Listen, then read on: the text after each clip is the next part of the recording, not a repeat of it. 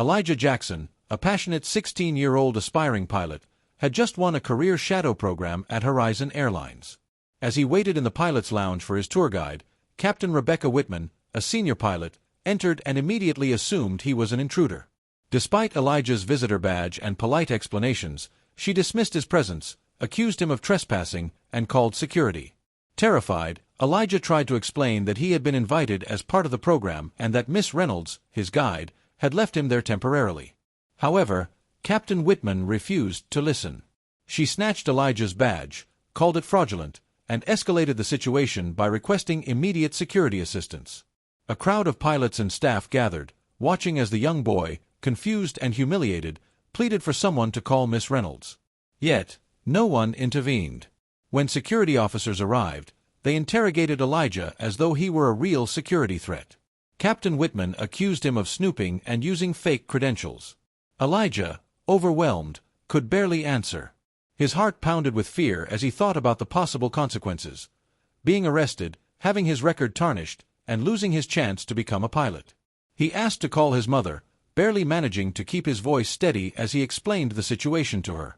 Meanwhile, Captain Whitman took the opportunity to loudly reinforce her biased assumptions to the growing audience, declaring that unauthorized people in secure areas were security threats. She even insinuated that Elijah's mother was likely a low-wage airport worker whom she would ensure got fired. This humiliation was the final blow to Elijah, who sat with his head bowed, waiting for his mother, the only person who could help him now. Just as security officers were preparing to process him for a security violation, a sudden shift in the atmosphere occurred. A VIP escort was announced, and the terminal staff straightened up. A group of elite security personnel and executives approached, parting the crowd. At the center of this movement was Maya Jackson, Elijah's mother, and the CEO and majority owner of Horizon Airlines. Maya entered the lounge with a commanding presence. She walked straight to Elijah and embraced him, momentarily shedding her powerful executive persona to comfort her son. Then, she turned to face Captain Whitman. The room, which had been buzzing with whispers about Maya's status, fell silent. Captain Whitman, unaware of the shift in power, continued speaking to security about removing Elijah. When she finally turned and saw Maya, recognition dawned on her face. Her authority crumbled as she realized she had falsely accused the son of the most powerful person in the airline. Maya, calm but clearly furious, confronted Whitman. She systematically exposed her biased assumptions and how she had criminalized a young black student for simply waiting where he was authorized to be.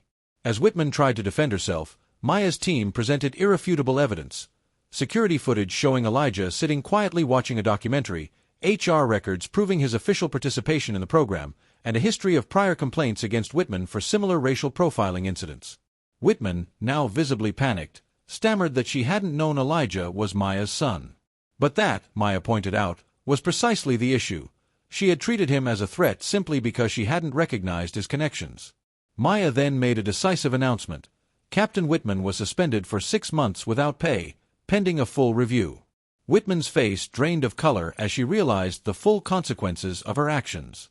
Unlike the humiliation she had imposed on Elijah, Maya's punishment was based on documented misconduct and served as a firm example of accountability. After Whitman was escorted away, Maya turned back to Elijah, ensuring he was okay. His fear had been replaced by relief, but the experience had shaken him deeply. Captain Amara Johnson, a senior black female pilot, approached them and offered Elijah a personal cockpit tour before her next flight. Encouraged by Maya, Elijah eagerly accepted. A month later, Horizon Airlines had implemented new diversity initiatives, including a mentorship program. Elijah became an ambassador for the program, speaking to young students about pursuing careers in aviation. He acknowledged that his experience had been terrifying, but it had also shown him the importance of challenging biases and ensuring that future generations wouldn't face the same obstacles. One evening, in Maya's office overlooking the airport, Elijah reflected on his experience. He expressed his gratitude but also voiced an unsettling truth: what if his mother hadn't been the CEO? What if she had just been a regular mom with no power? Would anyone have believed him? Maya, deeply moved, admitted that this was the reason she had created the mentorship program: to ensure that no child would be treated unfairly because of the color of their skin.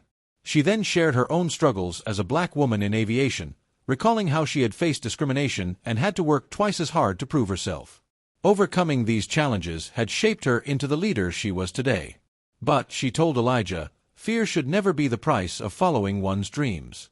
This belief became the foundation of Horizon Airline's new diversity campaign, symbolized by a slogan that now adorned posters across the company: "Fear should never be the price of following your dreams." In 6 months, what had started as an incident of racial profiling turned into a powerful movement for change. Elijah, once humiliated and afraid, now stood tall as a voice of empowerment for future aviators, proving that sometimes, even the most painful experiences can lead to transformation.